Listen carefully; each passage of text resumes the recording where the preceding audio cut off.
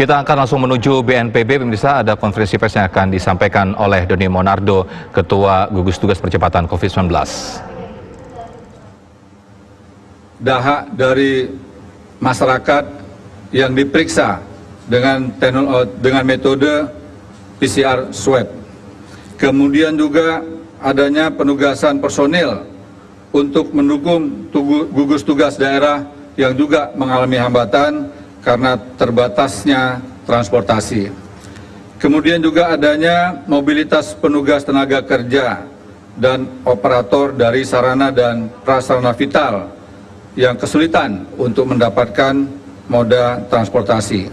Demikian juga pemulangan ABK dan pekerja migran Indonesia di tanah air. Kemudian juga terhambatnya beberapa kegiatan yang berhubungan dengan pelayanan pertahanan, keamanan, dan ketertiban umum.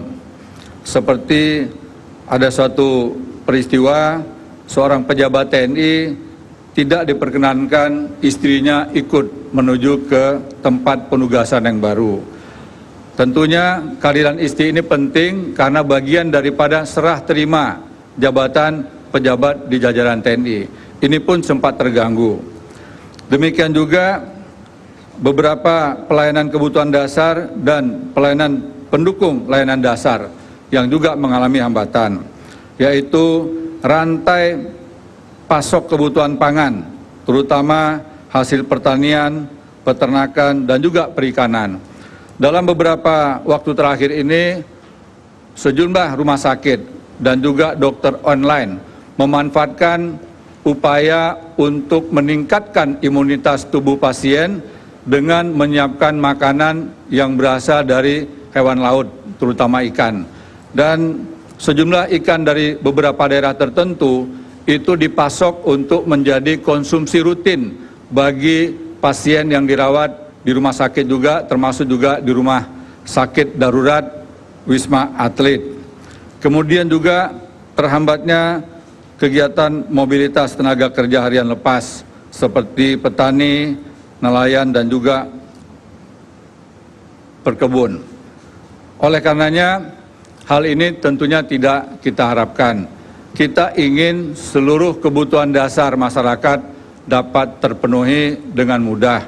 Demikian juga masyarakat harus dijamin kebutuhan untuk mendapatkan gizi yang berkualitas dalam rangka meningkatkan imunitas tubuh agar bisa lekas sembuh dari COVID, termasuk juga bisa menghindari supaya tidak terpapar COVID. Kemudian juga pelayanan fungsi ekonomi penting, seperti halnya bahan dasar APD yang perlu didatangkan dari luar negeri. Kemudian reagen untuk PCR test, kemudian juga masker N95, serta alat-alat kesehatan lainnya seperti halnya mesin PCR. Kemudian siapa saja yang dikecualikan untuk bisa melakukan kegiatan yang berhubungan dengan penanganan COVID ini? Antara lain adalah aparatur sipil negara, TNI dan Polri, pegawai BUMN, lembaga usaha, NGO yang semuanya tentunya berhubungan dengan penanganan percepatan COVID-19. Termasuk juga pengecualian diberikan kepada masyarakat yang mengalami musibah dan kemalangan seperti meninggal dan ada keluarga yang sakit keras.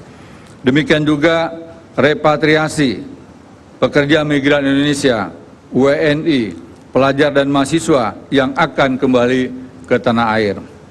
Adapun sejumlah syarat yang diharuskan atau diwajibkan oleh mereka yang mendapatkan kesempatan untuk bepergian adalah: yang pertama, harus ada izin dari atasan, minimal setara dengan eselon 2. Kemudian kepala kantor, kemudian para wirausaha yang berhubungan dengan COVID tetapi tidak memiliki instansi sehingga diperlukan adanya surat pernyataan dari yang bersangkutan dan ditandatangani di atas materai dan harus diketahui oleh kepala desa atau lurah setempat.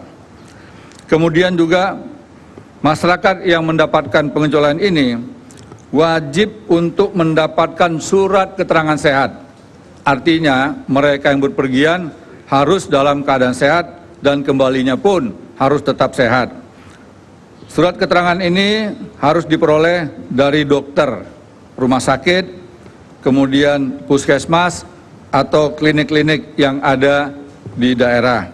Setelah melalui serangkaian pemeriksaan kesehatan, termasuk juga PCR test dan juga rapid test. Selanjutnya, kegiatan ini semuanya harus tetap dengan protokol kesehatan yang ketat.